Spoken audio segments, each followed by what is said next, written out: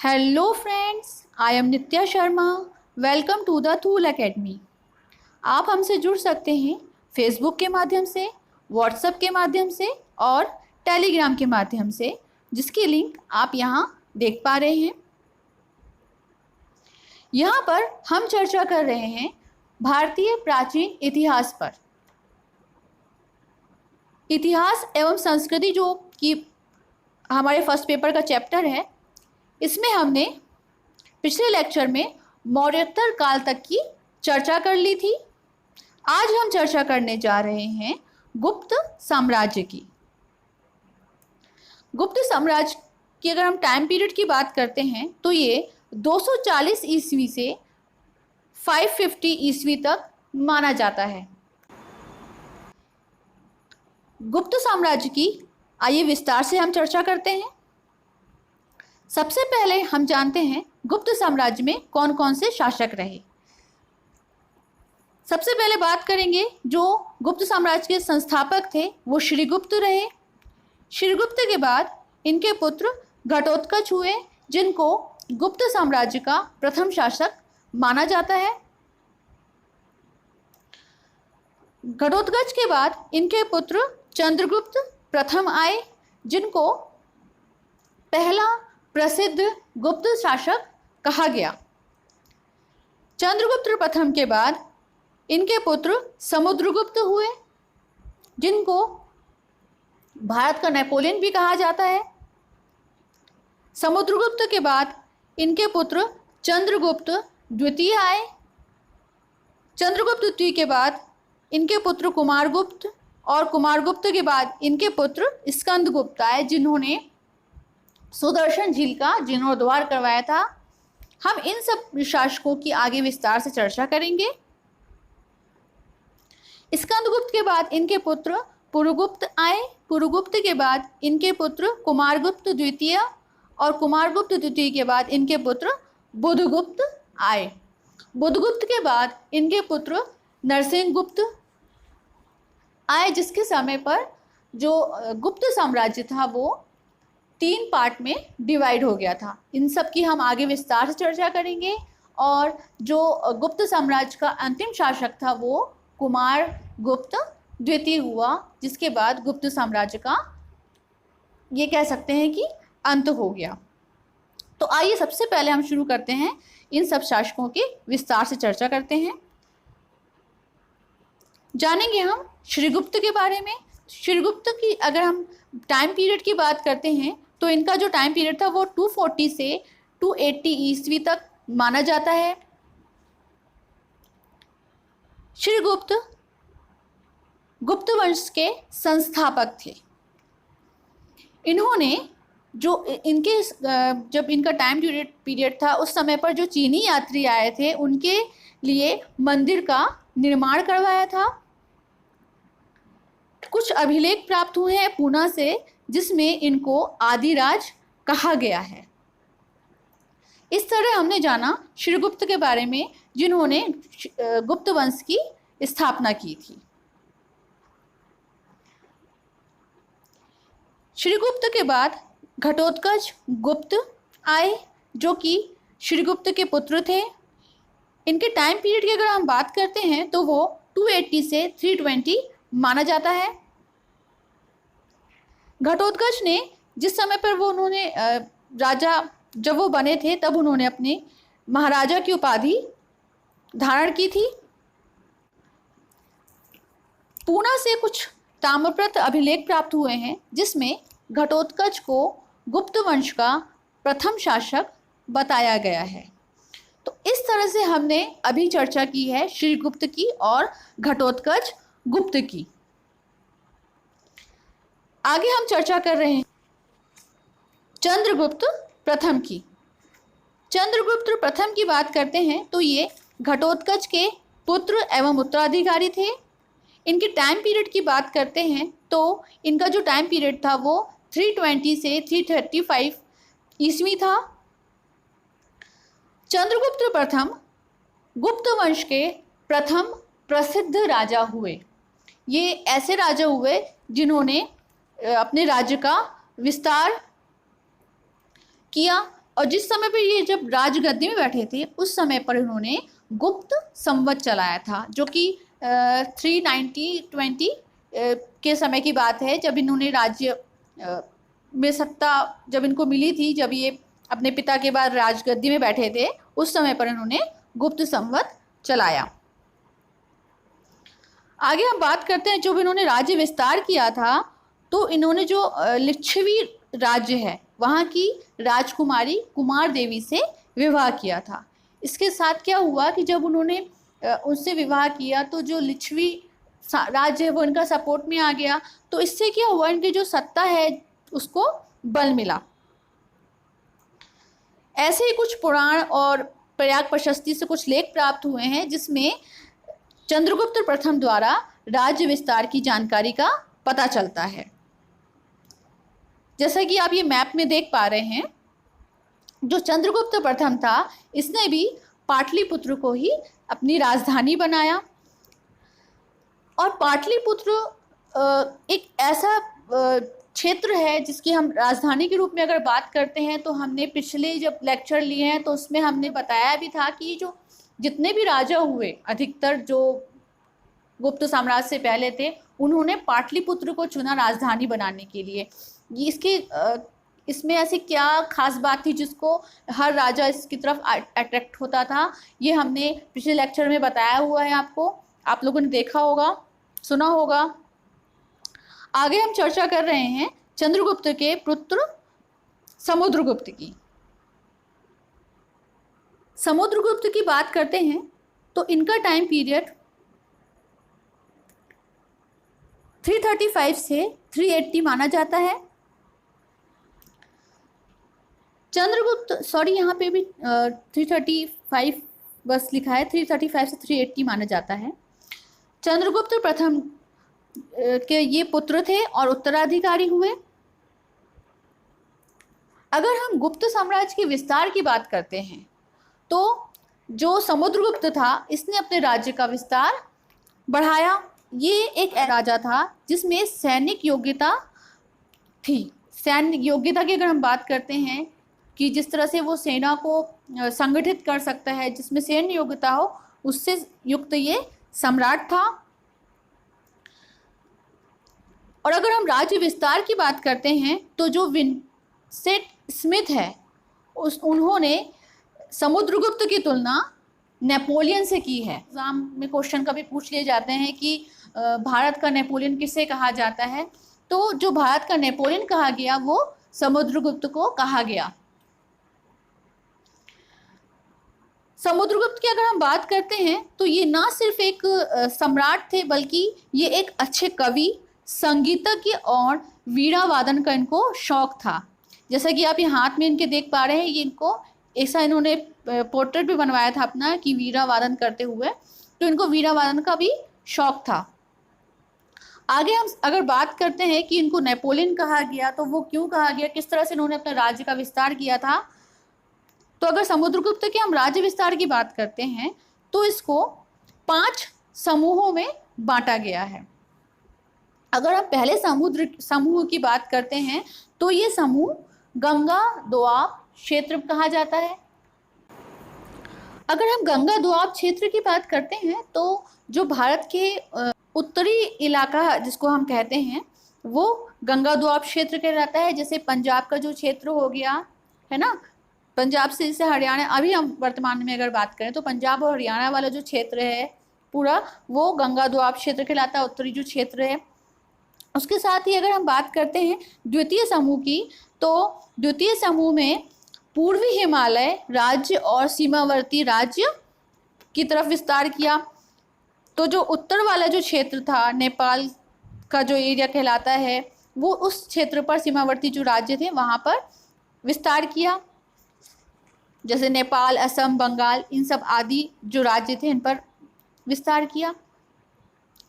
तृतीय समूह की बात करते हैं तो तृतीय समूह में पंजाब क्षेत्र आता है, विंध्य क्षेत्र आता है और कुछ ऐसे क्षेत्र थे जो कि विंध्य के पास से लगे हुए जो भी जंगल वाले क्षेत्र थे उन सब पर कब्जा किया।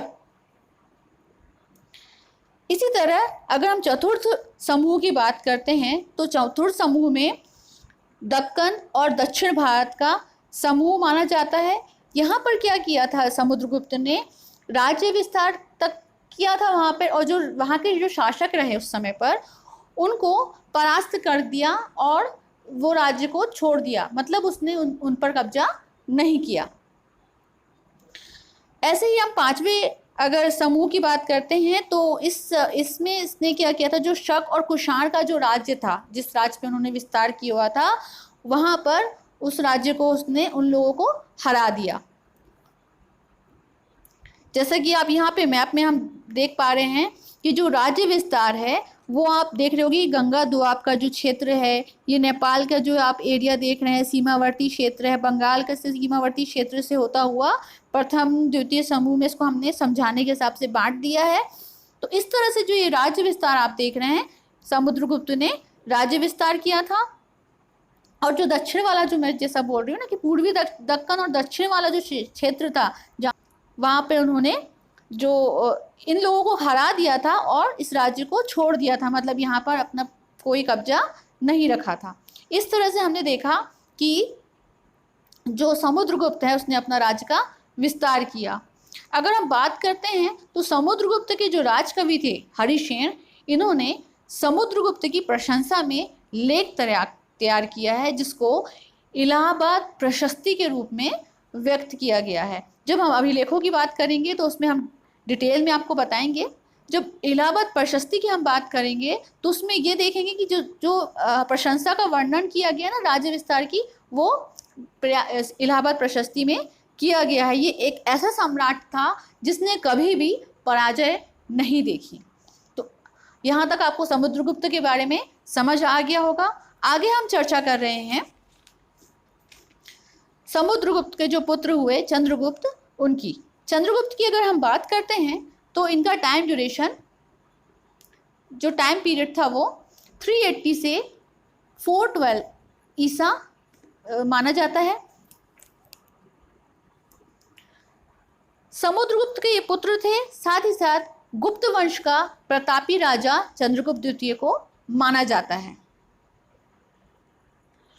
इन्होंने अपने राज्य विस्तार की नीति में क्या किया कि विवाह संबंध के द्वारा और विजय, ये दोनों ही चीज थी। पहली चीज क्या थी कि वैवाहिक संबंध बनाते थे, दूसरी चीज राज्यों पे आक्रमण करके विजय प्राप्त करके अपने राज्य का विस्तार कर रहे थे। ये दो नीति चंद्रगुप्त द्वितीय ने बनाई थी। उज्जैन को द्वितीय राजधानी बनाया।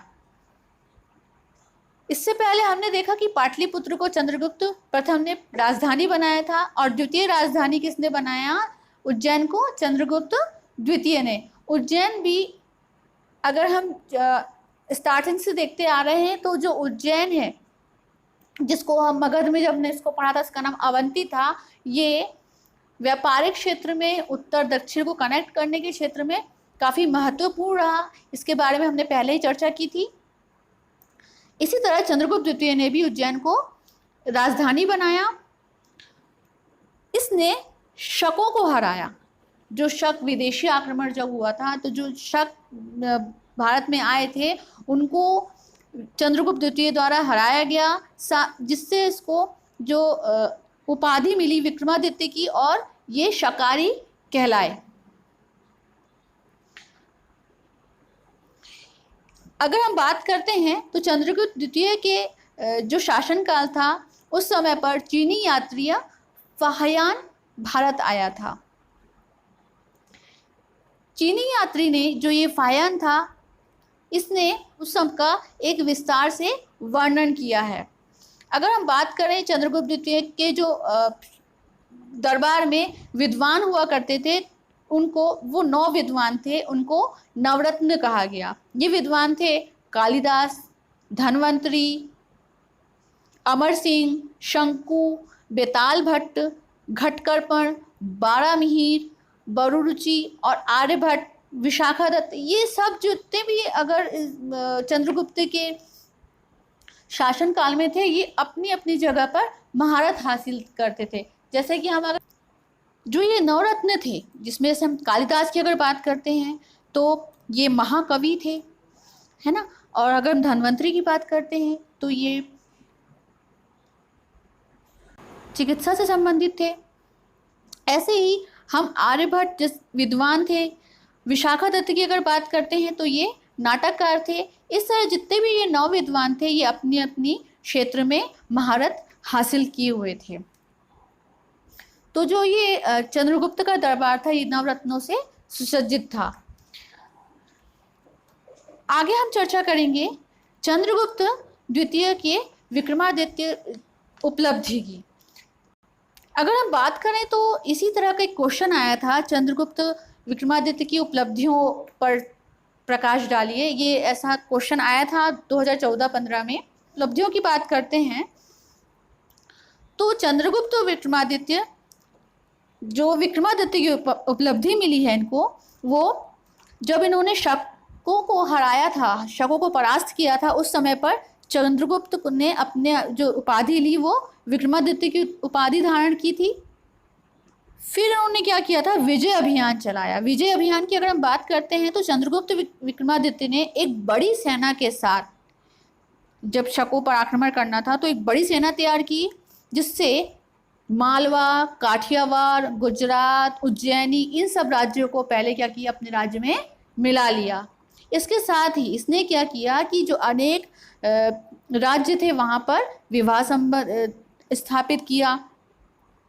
जैसे कि हम अगर बात करते हैं तो जो इनकी पुत्री थी प्रभावती का विवाह जो रुद्रसेन द्वितीय थे, वाकाटक जो एक शक्तिशाली साम्राज्य था उस समय पे, वाकाटक, उसके जो वहाँ पर जो राज्य था उसके शासक रुद्रसेन द्वितीय से अपनी पुत्री प्रभावती का विवाह किया था।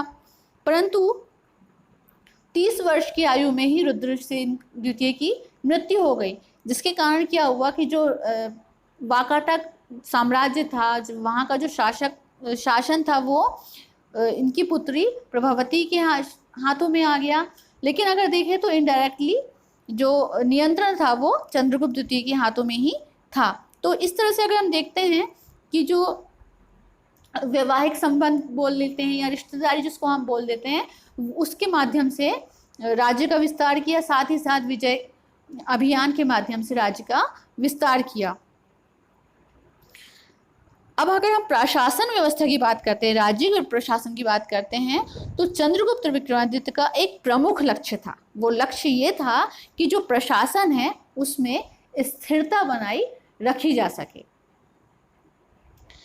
जब फाहियान इनके समय आया था भारत, तो फाहियान ने जो सरकारी कर्मचारी देखे थे तो उसमें इन्होंने ये देखा था कि इन सरकारी कर्मचारियों को निश्चित वेतन दिया जाता है, और यही कारण था कि जो वहाँ के कर्मचारी थे उनमें वो रिश्वतखोर नहीं थे। तो एक तरह से बोल दिया जा सकता है कि वहाँ पर उस समय पर भ्रष्टाचार नहीं था।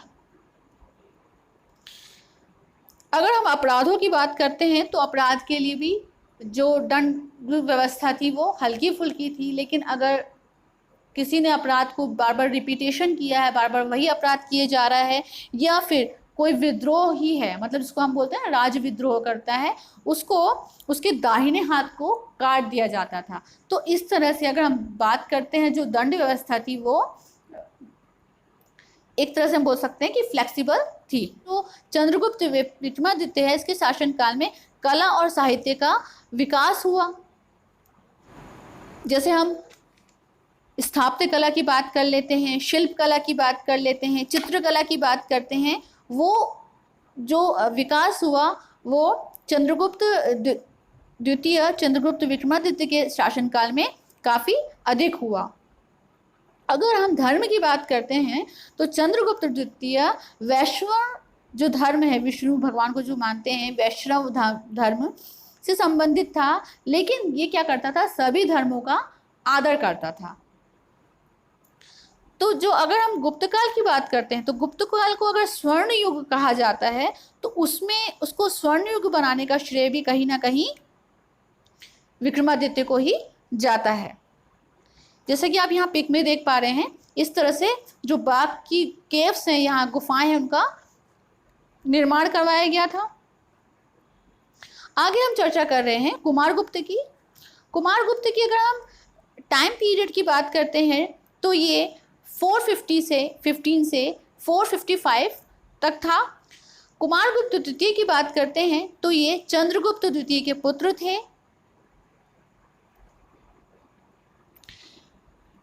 देखिए, अभी तक हमने क्या चर्चा की है, जो पिछले राजा रहे हैं चंद्रगुप्त द्वितीय तक, उन्होंने राज्य को विस्तारित किया, ठीक है, स्थापना की, फिर धीरे धीरे किस तरह से विस्तार किया।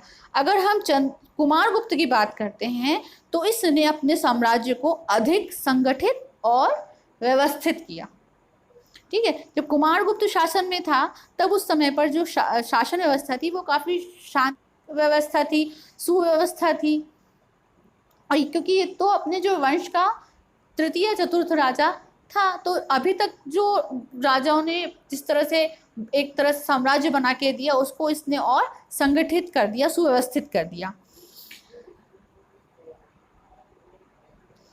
इसने खुद को महेंद्र कुमार, श्री महेंद्र सिंह की उपाधि दी। अगर हम नालंदा विश्वविद्यालय की बात करते हैं तो नालंदा विश्वविद्यालय की स्थापना कुमारगुप्त के शासनकाल में हुई थी। कुमारगुप्त के समय कुछ घटनाएं भी घटी, जैसे हम बोल सकते हैं कि अगर हम पहली घटना की बात करते हैं तो कुमारगुप्त के जब शासन काल का अंत ही समझ सकते हैं कि जब कुमारगुप्त 450-52 की आसपास की अगर हम बात करते हैं तो उस समय पर जो पुष्यमित्र है उससे युद्ध हुआ था। ऐसा कुछ अभिलेखों से ज्ञात होता है कि कुमारगुप्त के शासनकाल के दौरान पुष्यमित्र ने गुप्त साम्राज्य पर आक्रमण किया था, जिसमें कुमारगुप्त का जो पुत्र था स्कंदगुप्त, उसने पुष्यमित्र को युद्ध में परास्त किया था। ऐसा अभिलेखों से ज्ञात होता है। ऐसे एक और प्रमुख घटना घटी थी, वो थी दक्षिण विजय अभियान। कुछ इतिहासकार ऐसा मानते हैं कि कुछ इतिहासकारों का ऐसा मानना है कि कुमारगुप्त ने भी समुद्रगुप्त की तरह दक्षिण विजय अभियान चलाया था, लेकिन इस विषय में कुछ ऐसे पर्याप्त हमें अभिलेख कहीं नहीं मिल पाते हैं। आगे हम इसमें एक और जो घटना थी वो थी अश्वमेध यज्ञ की, कि कुमारगुप्त द्वारा अश्वमेध यज्ञ कराया गया है। ऐसी हमें जो अभिलेख वगैरह जो प्राप्त हुए हैं वो सतारा जिले से प्राप्त हुए हैं। सतारा जिले कहाँ पड़ता है? ये महाराष्ट्र के आसपास स्थित है। तो इस तरह हमने चर्चा की कुमारगुप्त प्रथम की। आगे हम चर्चा करेंगे स्कंदगुप्त की। अगर हम स्कंदगुप्त की बात करते हैं तो इनका जो टाइम पीरियड था वो 455 ईस्वी से 467 ईस्वी तक माना जाता है। स्कंदगुप्त की अगर हम बात करते हैं, ये कुमारगुप्त के पुत्र थे। कुमारगुप्त की मृत्यु के बाद ये सिंहासन में बैठे थे। इन्होंने पुष्यमित्र को परास्त किया। जो एक कहोम अभिलेख है उसमें इनको शक्रोपान कहा गया है। साथ ही साथ अगर हम बात करते हैं तो मंदसौर अभिलेख में भी ये देखा गया कि जो स्कंदगुप्त थे, जब ये शासन में आए तो उनको काफ़ी कठिनाइयों का सामना करना पड़ा, क्योंकि इनके समय पर ही हुणों का भी आक्रमण हुआ था। और जैसे ही हमने देखा कि जब ये शासन में आने लगे थे तब पुष्यमित्र ने से युद्ध हुआ था। युद्ध में तो इस तरह से अगर बात करते हैं तो इनके जो शासनकाल का समय था उसमें इनको काफ़ी कठिनाइयाँ देखनी पड़ी थी।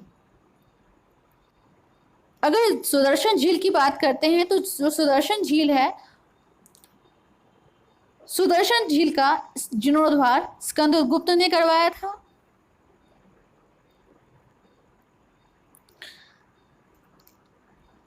तो इस तरह से अगर हम पराक्रम की बात करते हैं तो जब हुणों का भी आक्रमण हुआ था स्कंदगुप्त के शासनकाल में, तो हुणों को भी स्कंदगुप्त द्वारा भगा दिया गया था।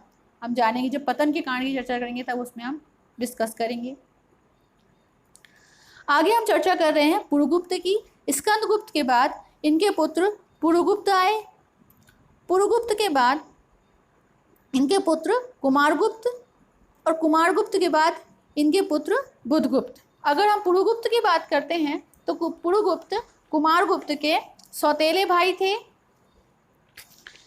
चूंकि ये वृद्धावस्था के समय शासन में आए थे तो ये शासन को उतना सुचारू तरह से नहीं चला पाए। फिर इसके बाद जो पुरुगुप्त के पुत्र थे कुमारगुप्त, ये उत्तराधिकारी बने। जो सारनाथ अभिलेख है वहाँ पर इनके बारे में दिया गया है कि ये इनका जो समय है वो 495 ईस्वी बताया जाता है। ऐसे ही हम अगर बुद्धगुप्त की बात करते हैं तो ये कुमारगुप्त के बाद शासन में आए। हुएनसांग एक जो बौद्ध यात्री था, उन्होंने ऐसा बताया है कि ये बौद्ध मत के अनुयायी थे बुद्धगुप्त, और नालंदा बौद्ध विहार को इन्होंने काफ़ी धन दान दिया। बुद्धगुप्त के बाद अगर हम बात करते हैं तो इनके पुत्र नरसिंह गुप्त आए, और नरसिंह गुप्त के बाद गुप्त साम्राज्य में कुछ घटनाएं हुई। अगर सबसे पहले अगर हम बात करते हैं, या हम ये कह सकते हैं कि जो गुप्त साम्राज्य था वो 3 भागों में बट गया। वो था मगध, मालवा और बिहार। इन 3 भागों में गुप्त साम्राज्य बट गया। अगर हम बात करते हैं मगध की, तो मगध में नरसिंह गुप्त थे, मालवा में भानुगुप्त और बिहार में वैन्यगुप्त। इस तरह से शासन बट गया। और अगर हम बात करते हैं कि कोई शक्तिशाली शासक था उस समय पर, तो वो नरसिंह गुप्त था। नरसिंह गुप्त ने हूणों का कुरु और अत्याचारी भीड़कुल को समाप्त कर दिया, पराजित कर दिया। और नालंदा में जो लेख प्राप्त हुए हैं उसमें नरसिंह गुप्त को परम भागवत कहा गया है। तो अभी तक हमने चर्चा कर ली है गुप्त साम्राज्य की, और गुप्त साम्राज्य का अंतिम शासक हुआ कुमारगुप्त द्वितीय, जो कि नरसिंह गुप्त का पुत्र था, और ये गुप्त वंश का अंतिम शासक हुआ। तो इस तरह से हमने चर्चा की गुप्त साम्राज्य की। तो यहाँ तक हमने जितने भी गुप्त काल में शासक रहे हैं उन सब की चर्चा कर ली है। आगे हम चर्चा करेंगे गुप्त काल में राजनीतिक, सामाजिक, आर्थिक और सांस्कृतिक। इस सांस्कृतिक में हम कला एवं संस्कृति को की विस्तार से चर्चा करेंगे। इस लेक्चर से संबंधित आपको कहीं कोई डाउट है कुछ, तो आप दिए गए व्हाट्सएप नंबर पर मैसेज कर सकते हैं, हमें कमेंट कर सकते हैं। मिलते हैं हम नेक्स्ट लेक्चर में। इस तब तक के लिए जय हिंद, जय भारत।